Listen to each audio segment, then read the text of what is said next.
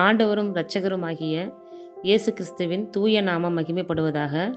மத்தேயு எழுதிய சுவிசேஷம் 15ஆம் அதிகாரத்திலுள்ள வசனங்களுக்கான விளக்க உரையை பல்வேறு தலைப்புகளில் நாம் இப்பொழுது தியானிக்க இருக்கிறோம். மூதாதையர் மரபு.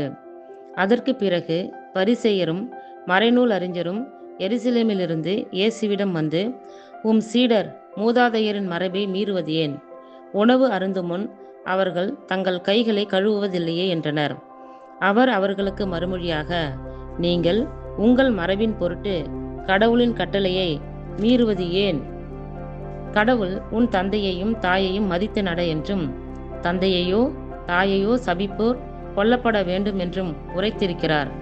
ஆனால் நீங்கள் எவரேனும் தம் தாயையோ தந்தையையோ பார்த்து, உமக்கு நான் தர கடமைப்பட்டிருக்கிறது கடவுளுக்கு காணிக்கையாயிற்று என்றால், அவர் தம் தந்தையை மதிக்க வேண்டியதில்லை என்று சொல்லுகிறீர்கள். இவ்வாறு உங்கள் மரபின் பொருட்டு கடவுளின் வார்த்தையை பயனற்றதாக்கி விடுகிறீர்கள்.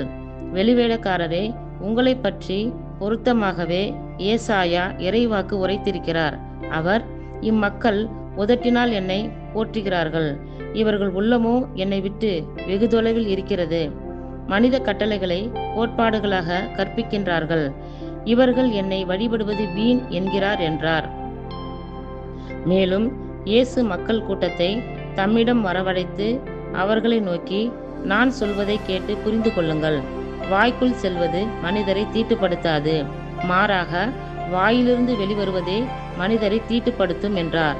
பின்பு சீடர் அவரை அணுகி, பரிசேயர் உம் வார்த்தையை கேட்டு மனவேதனை அடைந்தனர் என்பது உமக்கு தெரியுமா என்றனர்.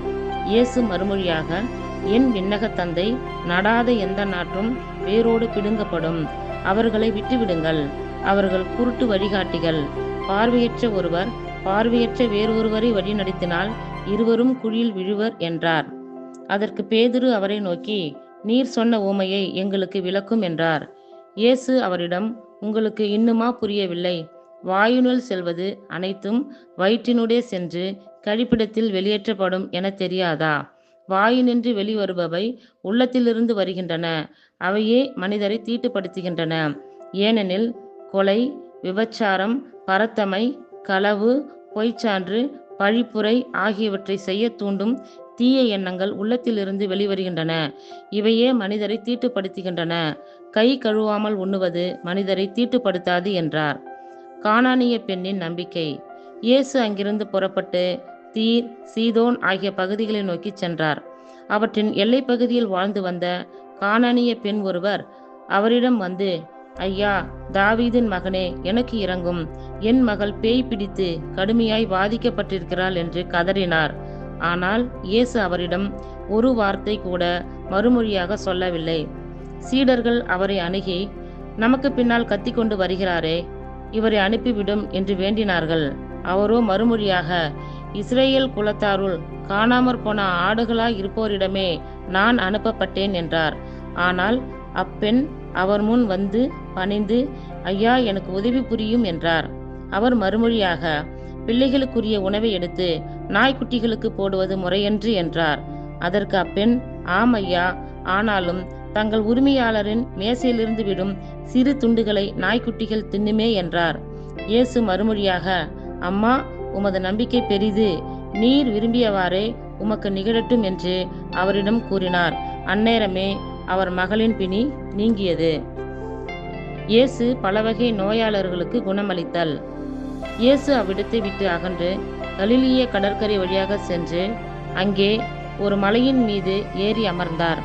அப்பொழுது பெருந்திரளான மக்கள் அவரிடம் வந்தார்கள். கால் ஊனமுற்றோர், பார்வையற்றோர், உடல் ஊனமுற்றோர், பேச்சற்றோர் ஆகியோரையும் பிற நோயாளர் பலரையும் அவர்கள் தங்களோடு கூட்டி வந்து அவருடைய காலடியில் சேர்த்தார்கள். அவர் அவர்களை குணமாக்கினார்.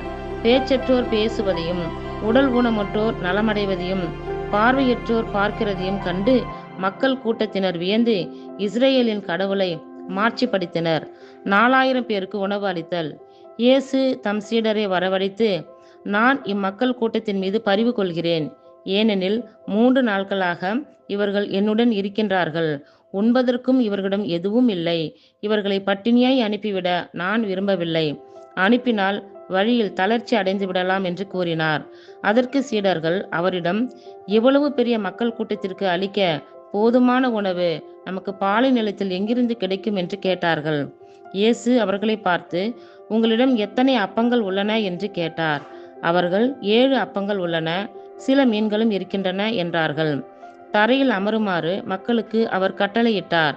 பின்பு அந்த 7 அப்பங்களையும் மீன்களையும் எடுத்து கடவுளுக்கு நன்றி செலுத்தி பிட்டு சீடர்களிடம் கொடுக்க அவர்களும் மக்களுக்கு கொடுத்தார்கள். அனைவரும் வயிறார உண்டனர். மீதியாய் இருந்த துண்டுகளை 7 கூடைகள் நிறைய எடுத்தனர். பெண்களும் சிறு பிள்ளைகளும் நீங்களாக 4000 ஆண்கள் உண்டார்கள். பின்பு அவர் மக்கள் கூட்டத்தினரை அனுப்பிவிட்டு படகேறி மகத நாட்டு எல்லைக்குள் சென்றார். இத்துடன் 15ஆம் அதிகாரத்திற்குரிய விளக்க உரை நிறைவுற்றது. கர்த்தர் தாமே நம் எல்லோரையும் ஆசீர்வதிப்பாராக. ஆமேன்.